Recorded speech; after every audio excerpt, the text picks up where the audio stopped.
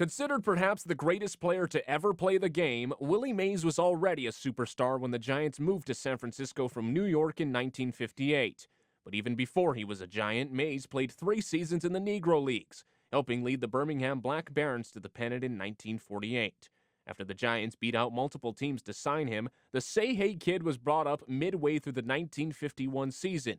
His debut was inauspicious, as he started his major league career 0 for 12, but on his 13th at-bat, Mays with a towering home run off of future Hall of Famer Warren Spahn. And the rest is history. Mays was a major contributor in the Giants' historic run to catch the Dodgers in the 1951 National League pennant race, winning the league's Rookie of the Year award. In the deciding playoff game, Mays was on deck when Bobby Thompson hit his shot heard round the world to take the pennant and propel the Giants into the World Series. Back a throw. There's a left back. It's going to be, I believe. The Giants won the pennant. The Giants won the pennant. The Giants won the pennant. I didn't understand what was happening until everybody started jumping up and down. We won the pennant. You could hear Russ Hodges on the loudspeaker saying the Giants won the pennant. They didn't hit Don me. Hey, put the bat down. Go to home plate. They lost to the Yankees in 6 games. After missing part of the 1952 and all of the 53 season to serve in the Army during the Korean War, where he was taught his famous basket catch by a fellow serviceman, Mays returned to the Giants in 54 with a renewed determination to get back to the Fall Classic. He hit a league-leading .345 with 41 home runs to win the first of his 2 National League Most Valuable Player awards. More importantly, he led the Giants into the 54 World Series against the heavily favored Cleveland Indians, who had won an American League record 111 games that season. But in Game 1, Mays turned one of the greatest defensive plays of all time. There's a long drive way back in center field. Way back.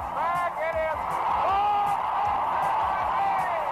Willie Mays just brought this crowd to its feet with a catch which must have been an optical illusion to a lot of people.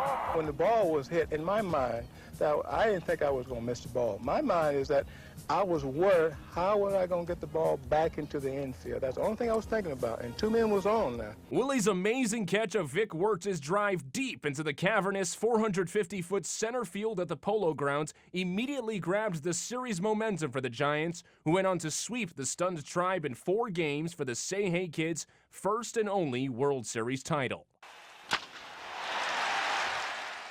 Mays was the primary inspiration for the term five-tool player. He could hit, slug for power, run, field, and throw, and did them all so well. His manager, Leo DeRocher, was prompted to say, quote, "If he could cook, I'd marry him."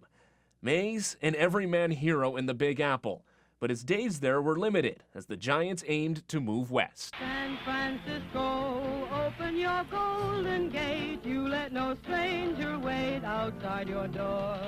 In 1958, Mays and the Giants were greeted with a hero's welcome as they relocated to the city by the bay, and he wasted no time hitting a career-high .347 in his first season in San Francisco, leading the Giants in 8 offensive categories in 1962 and to the World Series, eventually falling to the Yankees in a 7-game thriller.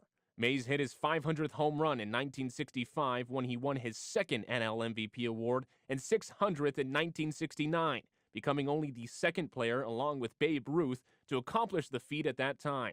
His numbers are mind-boggling: 660 career homers, a record-tying 12 Gold Gloves, and also a record-tying 24 All-Star Game appearances, prompting Ted Williams to say they invented the All-Star Game for Willie Mays. The Say Hey Kid was inducted into baseball's Hall of Fame in 1979, his first year on the ballot.